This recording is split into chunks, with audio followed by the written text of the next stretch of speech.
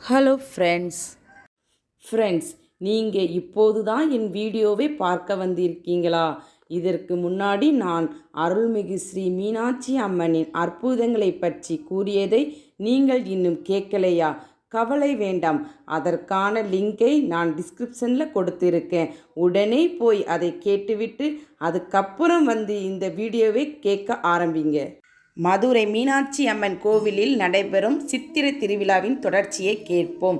அழகர் மலை அடிவாரத்தில் குடிகொண்டிருக்கும் அழகர் அங்கிருந்து புறப்பட்டு கல்லந்திரி 3 மாவடி கோப்புதூர் வழியாக தல்லாகுளம் வந்தடைகிறார். இவ்வழி நெடுக பக்தர்கள் கூட்டம் நிரம்பி வழியும். சுற்று வட்டாரத்தில் உள்ள கிராமங்களிலிருந்தும் மக்கள் மாட்டு வண்டிகளில் மூட்டை முடிச்சுகளுடன் இங்கு வருவது வழக்கம். ஆங்காங்கே அடுப்புகள் அமைத்து உணவருந்தி 3 தினங்களும் இங்கேயே இருந்து அழகரை வழியனுப்பிய பின்னரே தங்கள் இடங்களுக்கு செல்கின்றனர். கள்ளழகர் வைகை ஆற்றில் இறங்கும் போது அவர் அணியும் பட்டு என்ன நிறத்தில் உள்ளது என்பதை அறிய அனைவரும் மிகுந்த ஆர்வத்துடன் இருப்பர். பச்சை நீரை பட்டு உடுத்தி அழகர் பல்லக்கில் பவனி செய்தால் அந்த ஆண்டு முழுவதும் வறட்சி இல்லாமல் மும்மாறி மழை பெய்து பூமி செழிக்கும் என்பது அவர்களது நம்பிக்கை. எனவே பச்சை நிற பட்டை பார்த்த உடனேயே அம்மக்களின் முகம் முழுவதும் சந்தோஷத்தில் பிரகாசிக்கும். ஒருவேளை சிவப்பு நிற பட்டாக இருந்துவிட்டால் அனைவரின் முகமும் ஒரு சேர வாடி போய்விடும். ஏனென்றால் சிவப்பு நிறம் அந்த ஆண்டு முழுவதும் மழையின்றி வறட்சியாக அமையும் என்பதை ஊடகமாக தெரிவிப்பதாக அவர்கள் நம்புகின்றனர். இவ்விழா நடைபெறுவது கோடை காலம் என்பதால் அழகர் வரும் வழியெங்கும் எதிர் சேவை செய்வதற்காக காத்திருக்கும் பக்தர்களுக்கு இலவச மோர், தண்ணீர், பானகம் ஆகியவை வழங்கப்படும்.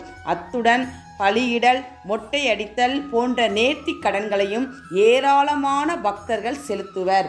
வெயில் சூட்டின் உக்கிரகம் தெரியாமல் இருப்பதற்காக பக்தர்களின் மீது தோல் பைகளில் நிரப்பப்பட்ட தண்ணீரை பீச்சி அடிப்பது நடைபெறும். அனைவருக்கும் பனை ஓலையால் செய்யப்பட்ட விசிறிகள் இலவசமாக வழங்கப்படும். அன்னதானம் நடைபெறும். சப்பர பவனி வரும் அழகருக்கு தங்கள் கரங்களில் வெல்லம், பொரிகடலை கலந்த பிரசாதத்தை சொம்பு ஒன்றில் வைத்து அதன் மீது வாழை இலை போட்டு மூடி அதில் கற்பூரம் ஏற்றி பக்தர்கள் தாங்களே ஆரத்தி எடுத்து வணங்கும் சம்பிரதாயமும் உண்டு.